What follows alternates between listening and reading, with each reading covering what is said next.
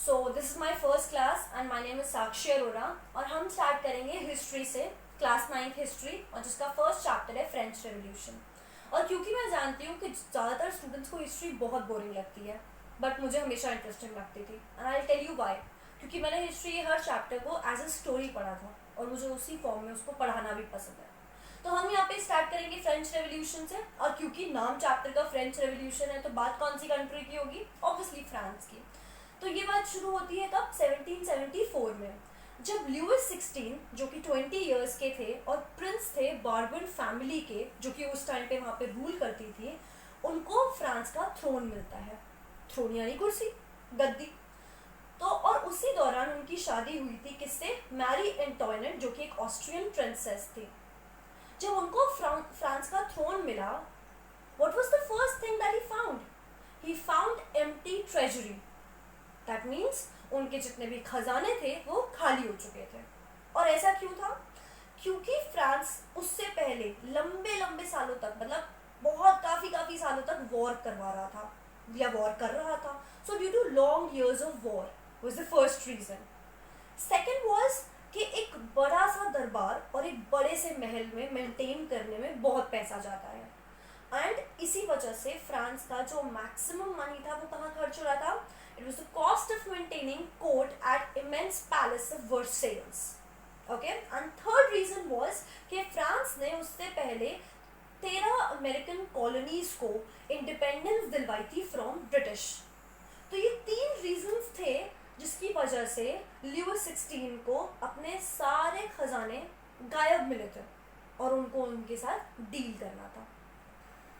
अब इतना बड़ा उनके पास अमाउंट था, मतलब उनके पास डेट भी था, और वो जो डेट था वो 2 बिलियन लाइवर्स वहाँ की करेंसी थी, उससे ज़्यादा के उनके पास डेट था। अब उसको कवर अप करने के लिए और उसको सब कुछ सही करने के लिए फ्रांस में ल्यूइस 16 क्या कर सकता था अपने मिनिस्टर्स के साथ मिलकर? बहुत सिंपल सी चीज़ है जो कि हमारी गवर्नमेंट करती है, टैक्सेस बढ़ा सकता था। राइट, टैक्सेस बढ़ाने से वो अपने उस सारे डेट को कवर अप कर सकता था। लेकिन उस टाइम पे फ्रेंच सोसाइटी जो थी वो 3 एस्टेट्स में डिवाइड थी।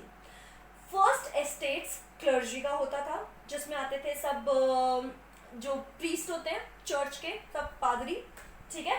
सेकेंड आते थे नोबिलिटी वाले, दैट इज राजा महाराजा। और थर्ड एस्टेट में आते थे, थर्ड एस्टेट फर्दर 3 पार्ट्स में डिवाइडेड था वैसे, और उसके फर्स्ट पार्ट में आते थे बिजनेसमैन, मर्चेंट्स, लॉयर्स, जितने भी मतलब जो लोग अच्छे टैक्स पेयर्स थे, जिनके पास पैसा था। सेकेंड नंबर पे आते थे पीजेंट्स एंड आर्टिजन्स, जो कि थोड़े गरीब थे उनसे। और थर्ड नंबर पे आते थे small peasants, landless labourers and servants, जिनको ऑन डेली बेसिस पे काम करना पड़ता था ताकि वो अपना घर चला सके। तो इस तरीके से कुछ फ्रेंच सोसाइटी डिवाइडेड थी। तो अभी हमने बात की थी कि कैसे फ्रेंच सोसाइटी 3 एस्टेट्स में डिवाइड थी। अब एक टर्म है ओल्ड रिजाइम, ये बहुत ही इंपॉर्टेंट टर्म है। इस टर्म ये यूज़ किया जाता है to describe the society and institution of France before 1789। ठीक है, 1789 से पहले जो सोसाइटी थी और इंस्टीट्यूशंस थे फ्रांस के, उनको एक टर्म के अंडर कलेक्टिवली डिफाइन किया जाता है और उस टर्म को हम बोलते हैं ओल्ड रिजाइम। अब एक बात आती है, जो पहले के दो वो थे नोबिलिटी एंड क्लर्जी जो थे, उनके पास काफ़ी सारे प्रिविलेजेस थे क्योंकि वो फर्स्ट 2 थे, और जो थर्ड वाला था उसमें बिजनेसमैन, पीजेंट्स एंड सर्वेंट्स आते थे।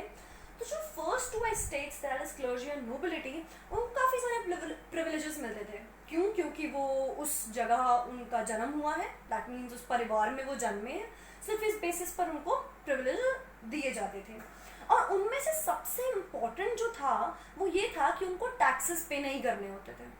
ठीक है, that is the most important being exemption from paying taxes. Nobles के पास राइट्स थे क्या लेने के? फ्यूडल प्रिविलेजेस लेने के, दैट इज वो फ्यूडल ड्यूज कलेक्ट करते थे पीजेंट से। इसका क्या मतलब है? ये एक्चुअली फ्यूडलिज्म पूरा एक सिस्टम था जहाँ पर जो राजा थे, दैट मीन्स जो नोबल्स थे, वो अपनी लैंड देते थे पीजेंट्स को, ठीक है, वहाँ पे वो कल्टिवेशन करते थे और उसका कुछ पार्ट उनको राजाओं को देना पड़ता था। ठीक है, क्यों? क्योंकि उन्होंने अपनी लैंड दी है जहाँ पे वो कल्टिवेट कर सकें। तो एज अ फॉर एग्जाम्पल मतलब उनको वो टैक्स चुकाना पड़ता था उन्हीं की लैंड पे काम करने के लिए। Okay, so had to render services to the lord to work in his house and fields. तो उनको सर्विसेज देनी पड़ती थी लॉर्ड को, क्योंकि उन्होंने उनके घर में उनकी फील्ड्स में काम किया है, तो उसको बोलते थे फ्यूडल ड्यूज कलेक्ट करना। अब जब नोबल मैन टैक्सेस कलेक्ट करते थे पीजेंट से, तो आफ्टर ऑल चर्च कैसे पीछे रहता, तो जो चर्च था वो अपना शेयर कलेक्ट करता था टैक्स का पीजेंट से, और उन टैक्सेस का नाम था टिथ। टिथ वो टैक्स थे जो चर्च कलेक्ट करते थे, और टेल जैसे टैक्सेस वापस से नोबल मैन कलेक्ट करते थे। और बाकी और भी बहुत सारे टैक्सेस लिए जाते थे, लेकिन देता कौन था, सिर्फ थर्ड एस्टेट देता था। ठीक है, अब हम बात करते हैं 1715 से 1789 तक की, मतलब वो टाइम जब लुई 16 नहीं आया था और उसके आने के बाद वाला टाइम, इन सबकी कंबाइंड बात हो रही है यहाँ पर।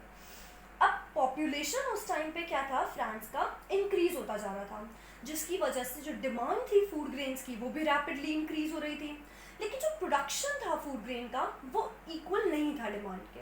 ठीक है, तो जिसकी वजह से जब प्रोडक्शन डिमांड के इक्विवेलेंट ना हो, तो ये नॉर्मल इकोनॉमिक्स है कि उस टाइम पे जो प्राइस है उसका, जिसकी डिमांड बढ़ रही है उस चीज़ का प्राइस बढ़ जाता है। तो इसी तरीके से जो ब्रेड था, जो वहाँ की स्टेपल डाइट थी, उसका प्राइस भी बढ़ गया। प्राइस तो बढ़ गया, लेकिन जो वेजेस थी लेबरर्स की वो नहीं बढ़ी। अब वेजेस जब लेबरर्स की नहीं बढ़ी तो क्या हुआ, जो गैप था पुअर और रिच के बीच का वो बढ़ गया। अब जब गैप बढ़ गया तो इससे जो सिचुएशन आई वो कौन सी आई थी, सब्सिस्टेंस क्राइसिस। सब्सिस्टेंस क्राइसिस वो सिचुएशन होती है जब बेसिक मीन्स जो होते हैं लाइवलीहुड के, उनको भी खतरा हो जाता है। मतलब कि नॉर्मल खाने पानी जैसी चीज़ों के जो बेसिक मीन्स हैं वो भी सुरक्षित नहीं रह पाते, या वो भी हमें पूरे नहीं मिल पाते। तो अभी तक हमने पढ़ा कि फ्रांस में सब्सिस्टेंस क्राइसिस जैसी सिचुएशन आ गई थी। क्यों हुआ था ऐसा, क्योंकि सिर्फ थर्ड एस्टेट को टैक्सेस देने पड़ते थे और उनकी डिमांड्स भी पूरी नहीं होती थी। अब ये सब जानते हैं कि ये सब गलत था। तो इसी तरीके से 18th सेंचुरी में फ्रांस के लोगों को भी समझ में आया कि उनके साथ जो हो रहा था वो गलत था।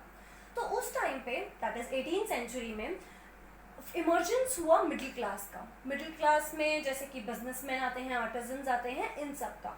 कैसे हुआ, क्योंकि इनका जो ओवरसी ट्रेड था, that is with another countries, जो उनका वो ट्रेड था उसका एक्सपेंशन हुआ, जिसकी वजह से वो लोग आगे बढ़कर आने लगे।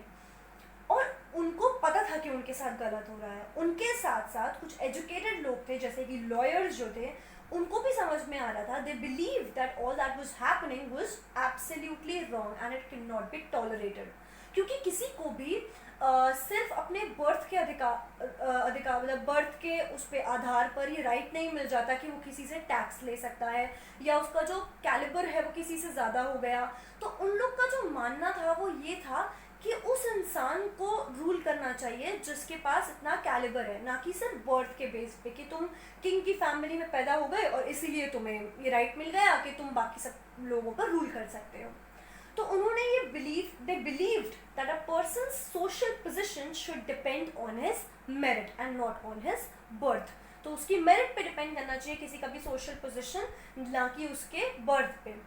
अब ये जो उस टाइम पे कुछ फिलोसफर्स भी, क्योंकि हर सोसाइटी में फिलोसफर्स रहते ही हैं, तो उस टाइम पे भी कुछ फिलोसफर्स रहते थे और उनके आइडियाज़ होते थे कि ऐसी सोसाइटी होनी चाहिए जहाँ पे फ्रीडम होनी चाहिए, जहाँ पे इक्वालिटी लॉज होने चाहिए, जहाँ पे हर इंसान को इक्वल ट्रीटमेंट मिले और उनके पास इक्वल अपॉर्चुनिटीज़ हों हर चीज़ के लिए।